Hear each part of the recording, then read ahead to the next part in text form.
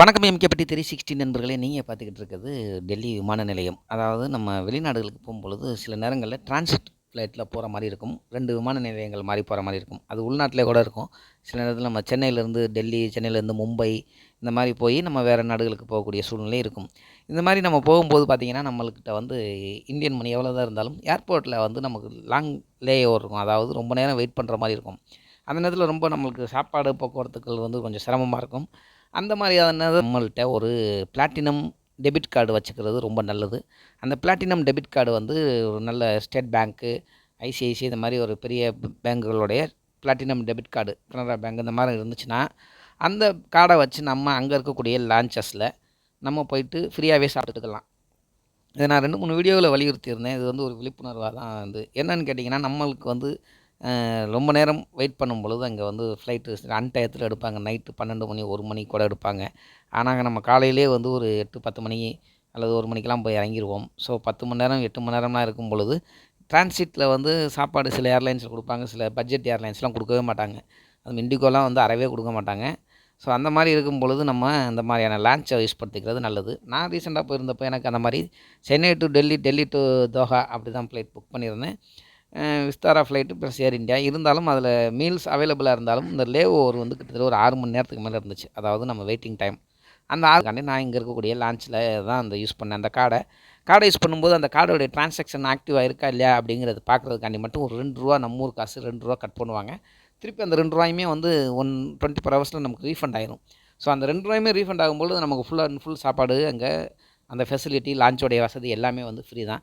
அங்கே free wifi, free news paper, அதுக்கப்புறமா வந்து நமக்கு தேவையான அளவுக்கு சாப்பாடுகள் போகும். எது வேணாலும் நம்ம சாப்பிட்டுக்கலாம். எது வேணாலும் வந்து பஃபே சிஸ்டம் தான் அங்கே உள்ள சாப்பாடெல்லாம்.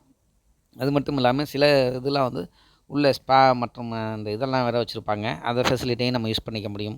அதாவது நம்ம குளிச்சுக்கிறது, அதாவது ரொம்ப நேரம் வந்துட்டு போகிறவங்களுக்கு வந்து குளிச்சுட்டு போகிறது கொஞ்சம் ரிலாக்ஸாக இருக்கும். ஸோ அவங்களே வந்து அந்த குளிக்கிறதுக்கான அந்த கிட்டே வந்து ப்ரொவைட் பண்ணி பேஸ்ட் ப்ரெஷ்லேருந்து சோப்புலேருந்து எல்லாமே கொடுத்து குளிக்கிறதுக்கு கூட உள்ளே அனுப்புவாங்க. குளிச்சுட்டு வரலாம். ப்ளஸ் நம்மளுக்கான சாப்பாடுகள், ஸ்நாக்ஸு, டீ, ஜூஸ் எல்லாமே இருக்குது. சில இடங்களில் ஃப்ரீயாகவே வந்து ஆல்கஹாலும் கொடுக்குறாங்க. இருந்தாலும் அதை நம்ம அவாய்ட் பண்ணிக்கிறத பெட்ரு. காரணம் வந்து சில பேர் நேரத்தில் தூங்கிடுவாங்க. இந்த மாதிரியான இடங்கள்லாம் நம்மளுக்கு தேவையான இந்த சாப்பாடு வகைகள், நம்ம சவுத் இண்டியன் ஃபுட்டு நிறையா அங்கே இருக்குது. இன்க்ளூடிங் தோசையிலேருந்து ஃப்ரைட் ரைஸு, பிரியாணி, சாப்பாடு, சாம்பார்லாம் வச்சுருப்பாங்க. அதே மட்டும் டிஃபன்னு பார்த்திங்கன்னா இட்லி, சப்பாத்தி, தோசை நமக்கு ரெடிமேடாக அப்போவே உடனே சுட்டு தந்துடுவாங்க. இருக்கக்கூடிய அந்த கம்ஃபர்டபுளாக உட்காரக்கூடிய சேர் எல்லாமே வந்து பார்த்திங்கன்னா அவ்வளோ சூப்பராக இருக்கும். ஒவ்வொருத்தவங்களுக்கு அந்த சேருக்கு பக்கத்துலேயே வந்து சார்ஜிங் டெக்கு, ஃப்ரீ வைஃபை, அந்த இதில் யூஎஸ்பி போர்ட் எல்லாமே வச்சு கொடுத்துருப்பாங்க. இந்த இது வந்து டெல்லி ஏர்போர்ட்டில் இருக்கக்கூடிய என்க்லாம் அப்படிங்கிறக்கூடிய ஒரு லான்ச் தான் இது. இது கொஞ்சம் பெரிய விஐபி லான்ச்சு. ஆனால் இந்த லான்ச்சில் நம்ம ஈஸியாகவே அக்சஸ் பண்ணிக்கிறது காரணம் நம்மள்ட்ட வந்து அந்த டெபிட் கார்டு இருந்ததுனால நம்ம யூஸ் பண்ணோம். இந்த டெபிட் கார்டை சிம்பிளாக நம்ம யார் வேணாலும் போய் வாங்கிக்கலாம். இதுக்கு பெரிய அளவில் மெயின்டைன் பண்ணணும் டிரான்சாக்ஷன்லாம் கிடையாது. பேங்க்கில் போய்ட்டு நீங்கள் சொன்னாலே போதும். இல்லைன்னா பேங்க்கோடைய ஆப் இருந்துச்சுன்னா அந்த ஆப்பில் போய்ட்டு நீங்கள் டெபிட் கார்டுன்னு சொல்லிட்டு அப்ளை பண்ணிங்கனாலே போதும். நம்மளுக்கு வந்து வீட்டுக்கே வந்துடும் அந்த பிளாட்டினம் டெபிட் கார்டு. அதை வச்சுட்டு நம்ம இந்தியாவில் இருக்கக்கூடிய எந்த ஒரு லான்ச், கொச்சின் ஏர்போர்ட்டாக இருக்கட்டும், சென்னை ஏர்போர்ட்டாக இருக்கட்டும் யூஸ் பண்ணிக்கலாம். ஒரே நாளையில் 2 கூட யூஸ் பண்ணலாம். ஏன்னா அவங்க வந்து வருஷத்துக்கு 4 டொமஸ்டிக், 2 இன்டர்நேஷ்னல் கொடுக்குறாங்க. மொத்தம் 6 கொடுக்குறாங்க 1 இயருக்கு.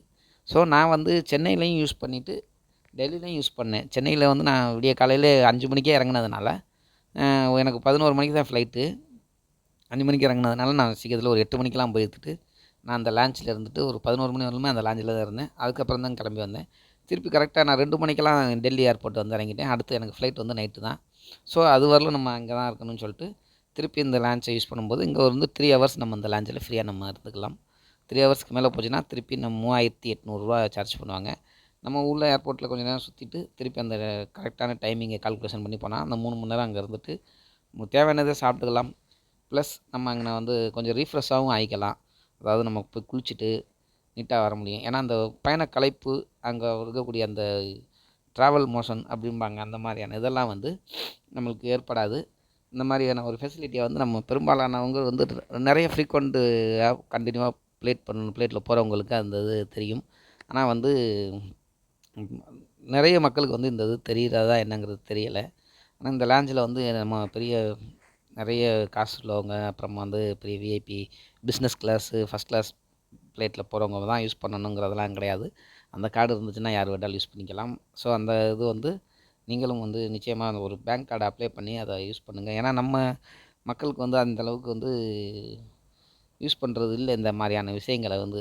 சாதாரணமாக சென்னை ஏர்போர்ட்டில் நான் வந்து உள்ள அந்த ஏர்போர்ட்டுக்கு முன்னாடி டிபார்ச்சர் கிட்ட வந்து ஒரு டீயோட விலை வந்து ரூ. 150 அப்படின்னாங்க. 2 இட்லி, 1 வடை வந்து ரூ. 400 மொத்தமே வந்து ரூ. 500 கிட்ட ஆச்சு. ஆனால் நான் அது வாங்கலை. ஆனால் ஏரோ ஹப் அப்படிங்கிற இடத்துல வந்து உள்ள விடிய காலைல போகல ஒரு ரூ. 35 ஒரு டீ, ஒரு சமோசா, 2 சமோசா ரூ. 70 அப்படின்னு சொல்லிட்டாங்க. ஒரு தோசை வந்து ஒரு ரூ. 140. ஆனால் இது எப்படி பார்த்தாலுமே ஒரு மினிமம் ரூ. 500 ஆயிரும் நம்ம உள்ள சாப்பிட்றதுக்கு ஏர்போர்ட்டுன்னு போயிட்டாலே. ஏன்னா இங்கே வந்து அந்த ஏடிஎம் கார்டு வந்து வருஷத்துக்கு நமக்கு 2 வந்து வெறும் ரூ. 225 தான் வசூல் பண்ணுறாங்க. இயர்லி ஒன்ஸ் எடுப்பாங்க அவ்வளோதான். அதுக்கப்புறம் வந்து நீங்கள் நார்மல் ஏடிஎம் கார்டு போல் தான் அதை பணம் எடுத்துக்கலாம், வச்சுக்கலாம். அதில் இருக்கக்கூடிய ஒரே பெனிஃபிட்டு இந்த லான்ச்சில் நம்ம யூஸ் பண்ணிக்கலாம். டொமஸ்டிக்கும் சரி, இன்டர்நேஷ்னலும் சரி. ஆனால் வந்து இதை யாரும் நம்ம செய்கிறது இல்லை அதிகமாக. நன்றி, வணக்கம் நண்பர்களே. நீங்களும் இதை வந்து பயன்படுத்தி நீங்களும் வந்து இது பண்ணிக்கோங்க.